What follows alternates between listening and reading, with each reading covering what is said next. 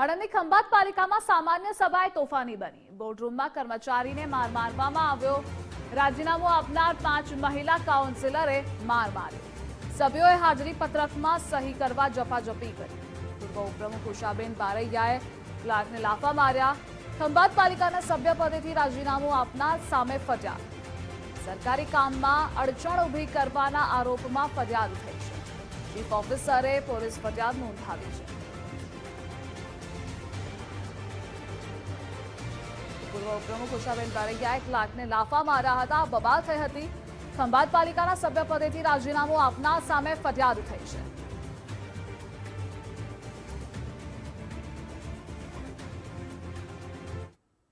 Budget પ્રક્રિયા પ્રમાણે થયું છે અને વિરોધ પક્ષે જે મુદ્દા આપ્યા છે જે વેલિડ મુદ્દા હશે અમે ધ્યાને લઈને આગળ વધીશું। સાહેબ, અત્યારે જે પેલી 6 તમારા જે કાઉન્સિલર છે એ રાજીનામાનો જે વિવાદ છે એ શું વિવાદ છે?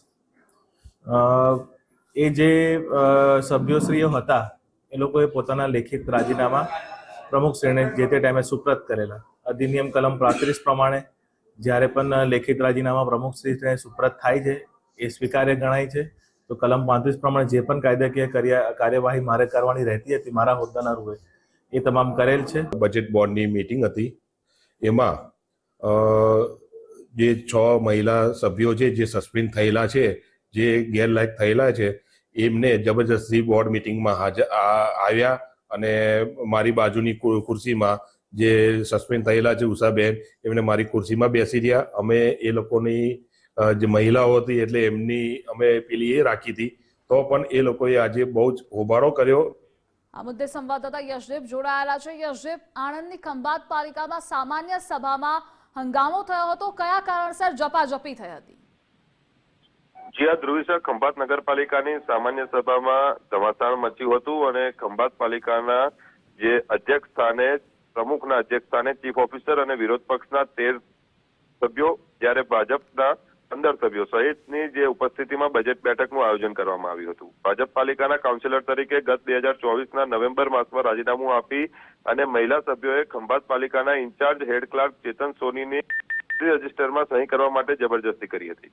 ખંભાત પાલિકાના સભ્ય પદેથી રાજીનામું આપી ચૂકેલા ભાજપના જ ખંભાત પાલિકાના પૂર્વ મહિલા ઉપપ્રમુખ ઉષાબેન બારૈયા, ખંભાત પાલિકાના પૂર્વ સભ્ય તેજલબેન સોલંકી અને તેમના દ્વારા જે કર્મચારી છે ચેતન સોની, તેમને બરડામાં અને ગાલના ભાગે લાફા મારી દેવામાં આવ્યા હતા। સમગ્ર બાબતે વિડીયો પણ સામે આવ્યો હતો। અન્ય સભ્યો પણ તેમાં પૂર્વ જે પ્રમુખ હતા ખંભાત નગરપાલિકાના કામિનીબેન ગાંધી અને તેમની સાથે જ રાજીનામું આપી ચૂકેલા બીજા સભ્યો નિશાત બાનુ સોલંકી, હેતલ બિલ અને શાંતિબેન માછીએ ભેગા મળીને ખંભાત પાલિકાના ઇન્ચાર્જ હેડ ક્લાર્ક સાથે કરેલી જબરજસ્તી અને તેની ફરજની રૂકાવટને લઈને હાલ સમગ્ર મામલો ચીફ ઓફિસર દ્વારા જે ખંભાત પોલીસ સ્ટેશન ખાતે પહોંચાડવામાં આવ્યો છે ને ત્યાં ફરિયાદ કાયદેસરની દાખલ કરવામાં આવી છે। મહત્વનું છે કે એક બાદ એક ખંભાત નગરપાલિકામાં જે પ્રકારેની જે સ્થિતિ વળગતી સામે આવી રહી છે, ત્યારે ભાજપની સામે જ ભાજપ પડી હોય તે પ્રકારેની પરિસ્થિતિ હાલ ખંભાતમાં જોવા મળી રહી છે। જી યશદીપ, જોડાવા બદલ આભાર આપનો।